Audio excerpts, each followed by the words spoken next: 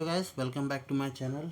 तो आज पेट के कुछ क्वेश्चंस को देख लेंगे जल्दी से, क्योंकि मुझे ये क्वेश्चंस मिल के मैंने सोचा चलो आप लोगों के साथ शेयर करते हैं। ठीक है, तो चलिए शुरू करते हैं पेट के क्वेश्चन, क्योंकि पेट का भी एग्ज़ाम आने वाला है। 4 से 5 सवाल आते हैं, फिर ग्राफ भी वगैरह आता है। तो चलो हम लोग एक डीआई का सेट और एक 4 से 5, हाँ ये 5 सवाल है ना, तो 5 सवाल हम लोग अर्थमेटिक के और एक डीआई का क्वेश्चन देखेंगे। तो चलिए शुरू करते हैं। कहा गया है क्या 50 संख्याओं का औसत कितना है? 38 है। दो संख्याएं 45 और 55 निकाल दी जाएं तो शेष संख्याओं का औसत कितना हो जाएगा? तो ठीक है, 50 संख्याओं का औसत अगर 38 है तो टोटल निकालना होगा। तो 50 × 38 करेंगे। अब 38 का आधा कितना होता है? 19। उसके आगे एक जीरो ये वाला, और एक आधा करने के बाद जो जीरो लगाते हैं वो। तो टोटल हो जाएगा 1900। और 45 और 55 अगर निकालेंगे तो ओवरऑल कितना निकल जाएगा? 100। अब 100 माइनस कर देंगे तो बचेगा कितना? 1800। अब 1800 बच गया। 1800। अच्छा, दो संख्या हम निकाल चुके हैं, तो संख्या 50 नहीं बची है। अब कितनी बच गई हैं? 48। ज़रा डिवाइड करते हैं कितना आएगा। तो कितने कितने से कर सकते हैं? 6 से कर लेते हैं। 6 × 8 = 48। 6 से कर लेंगे तो 300 आ जाएगा। 4 से कर लेंगे तो 4×2 = 8। 4 से कर लेंगे 75, और 75 का आधा होता है 37.5। तो ऑप्शन नंबर ए सही है हमारा। काफ़ी आसानी से हो गया क्वेश्चन। ठीक है, चलिए क्वेश्चन नंबर 2 कह रहा है कि यदि एक टेलीविज़न के सेट का मूल्य को हम 25% बढ़ा दें तो नए मूल्य कितने % से घटाया जाना चाहिए ताकि मूल स्तर पर वापस आ जाए? इसका तो आंसर 20 होता है, रटा हुआ है लोगों को, पर फिर भी मैं बताता हूँ। मान लो कोई चीज़ आप 100 रुपये की खरीदते हो और उसको बढ़ा दिया जाता है तो वो 125 रुपये की हो जाती है। अब ये कह रहे हैं कि वापस से हमको 100 रुपये लाना है, तो हम कितने रुपए की कमी कर दें? 25 रुपये कम कर दें। कितने रुपए कम कर दें? 25 रुपये। हमको 25 रुपीज़ हमको कम करना होगा। तो 25 का डिस्काउंट देना होगा। एक्चुअली क्या करना होगा? 25 का डिस्काउंट दे रहे हैं। किस पर दे रहे हैं? इस वाले पर दे रहे हैं। अब तो 125 और इंटू में कितना आएगा? 100 आएगा। 25 से डिवाइड करेंगे, 25 पचे होता है 125, यानी 5 टाइम्स कटेगा। और 5 को अगर 100 से काटेंगे तो 20, यानी कि आ जाएगा 20%। तो ये हमारा बेसिक तरीका हो गया। ठीक है, बहुत आसानी समझ रहे हैं। अब इस सवाल को देखते हैं। इस सवाल में सबसे पहले होगा क्या? डिवाइड। आपको पता है ना सबसे पहले क्या होता है? बॉड मास, अरे सॉरी, बॉड मास होता है। तो BODMAS पता ही होगा। Bracket of. तो हम सबसे पहले ब्रैकेट का सॉल्व करते हैं। डिवाइड पहले, मल्टीप्लाई फिर एडिशन फिर सब्ट्रैक्शन। तो ठीक है, 2 से 6 को भाग करोगे तो कितना आ जाएगा? 3 आ जाएगा। अब 3 से 3 में माइनस कर लो। इस ब्रैकेट के अंदर देखो प्लस और माइनस है, चाहे तो हम पहले प्लस कर लें फिर माइनस कर लें, पर देख रहे हैं कि 3 से 3 माइनस हो जाएगा, 7 आ जाएगा। 7 का मल्टीप्लाई है 2, तो 7 2 जा कितना हो जाएगा?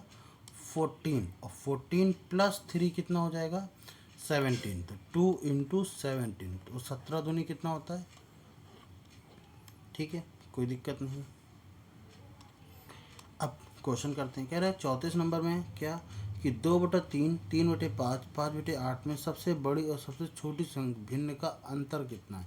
एक काम करना है, इन तीनों का पहले एलसीएम ले ले। तो हमें पता है 5 और 8 के टेबल में कुछ भी एक दूसरे से कॉमन नहीं है। 3 और 5 वाले में भी कॉमन नहीं है। 3 और 8 वाले में भी कुछ कॉमन नहीं है। तो हम तीनों का मल्टीपल कर लेते हैं। सिंपल सी बात है, क्या कर लो? मल्टीपल कर लो। तो 8×5 = 4×3 = 12, यानी कि आ जाएगा 120। तो 120 हम 3 जगह रखेंगे। 120 120 120, 120 120 120। 3 से भाग करेंगे 40 आ जाएगा। 40 का 2 से गुणा करेंगे तो 80 आ जाएगा। सेम एस 5 से इसको भाग करेंगे तो 24 आ जाएगा। और 24 3 कितना होता है? 72 होता है। 8 का इससे भाग करेंगे तो आ जाएगा कितना? 4 से करेंगे, 4 से 15 आ जाएगा। 15 पचे कितना होता है? 75। क्लियर। अब सबसे बड़ी संख्या कितनी है? ये है। सबसे छोटी की संख्या कितनी है? ये है। और इन दोनों का अंतर कितना है? 120 तो नीचे ही रहेगा, उससे मतलब नहीं है। अच्छा, अंतर देखा जाए तो 80 में से 42 कम है, यानी कि 8 का अंतर है। ठीक, 4 से काट दें। 15 8 120 होता है, ये सबको पता है। तो डायरेक्टली 1/15 लिखूँ तो ऑप्शन नंबर ए सही हो जाएगा। इस सवाल को करते हैं जरा सा। कह रहा है कि इसका वर्गमूल निकालो, इसका क्या निकालो, वर्गमूल निकालो। अब इसका होता क्या है, आपको पता होना चाहिए कि अगर ए स्क्वायर माइनस बी स्क्वायर लिखा है तो हम इसको ए प्लस बी और ए माइनस बी लिख सकते हैं, हाँ या ना, लिख सकते हैं, बिल्कुल लिख सकते हैं। तो एक बार ए प्लस बी दोनों को जोड़ देंगे, 72 और 28 100 होता है, 100 और एक 3 सॉरी 2 और एक 3 होता है, 3 और 100 यानी कि आ जाएगा 400। अब 400 आ गया तो 20 तो आएगा।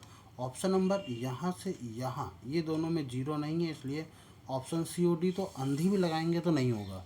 अभी भी देखो, वैसे 400 भी नहीं होगा, समझ में आ गया मुझे। अब दोनों को घटा के देखेंगे तो 172 में से 128, 72 में से 28 घटाएंगे कितना आएगा, अगर 24 घटाते तो 36 बचता, और नहीं 24 घटाते तो 48 बचता, यानी 4 और घटाएंगे तो 44 बचेगा, ठीक है। और 2 में से 1 घटाएंगे तो 1। अब 144 किसका होता है, 40, 400 किसका होता है, 144 होता है 12 का, और 40 होता है 20 का। तो 12 दूनी 24 यानी 240। कौन सा ऑप्शन सही है, बताने की ज़रूरत नहीं है, ऑप्शन बी सही है, ठीक है। चलिए अब इस ग्राफ को ज़रा देखो, बहुत ध्यान से देखो, मैं थोड़ी देर क्लियर रुकता हूँ, आप भी वीडियो को पॉज करके रोक के आराम से पढ़िए, फिर उस पर बेस्ड हम लोग 5 क्वेश्चन करेंगे, ठीक है। पढ़ लिया, क्या निर्देश पढ़े हैं कि निम्नलिखित आरेख को ध्यानपूर्वक अवलोकन कीजिए और नीचे दिए गए प्रश्नों के उत्तर दीजिए।